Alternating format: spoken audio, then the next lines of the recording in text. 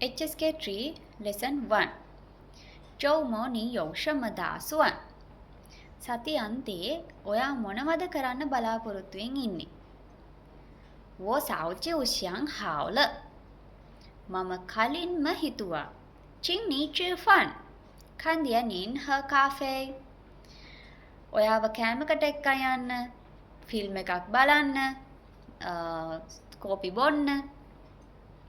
我早就想好了කියන පදයේ පද රටාවේ grammar කොටස් දෙකක් පාවිච්චි වෙලා තියෙනවා. එකක් තමයි jiw. යම් කිසි දෙයක් කලින් සිදුවීම හඟවන්න අපි jiw කියන පදය පාවිච්චි කරනවා. හිතුවට වඩා කලින් ඒ දේ සිද්ධ වෙනවා.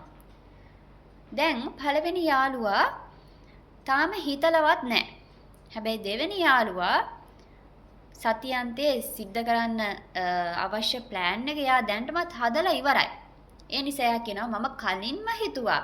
我早就想好了. යම්කිසි ක්‍රියාවකට පසුව how කියන පදයේ යෙදීමෙන් ඒ ක්‍රියාව සිදු වී අවසන් සහ ඒ ක්‍රියාවේ ප්‍රතිඵලය පිළිබඳව ඔහු තෘප්තිමත් බව හඟවනවා. 我早就想好了. මම දැනටමත් හිතලා ඉවරයි. එයා හරි සතුටින් කියනවා.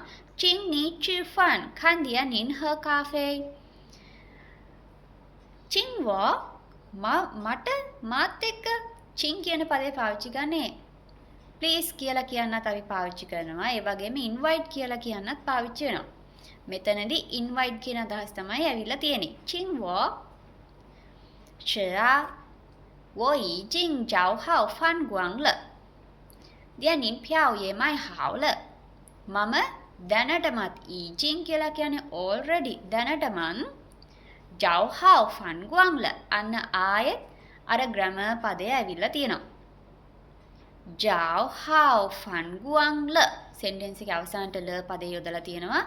සහ 找好verb එකට පසුව how කියන පදේ යෙදීමෙන් ඒ ක්‍රියාව දැනටම සිදු වී අවසන් සහ එහි ප්‍රතිඵලය පිළිබඳව ඒ ප්‍රකාශ කරන තෘප්තිමත්.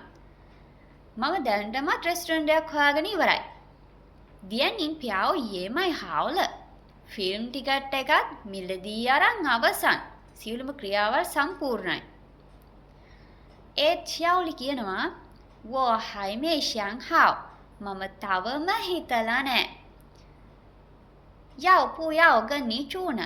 ඔයා එක්ක යනවද කියලා? 我还没想好.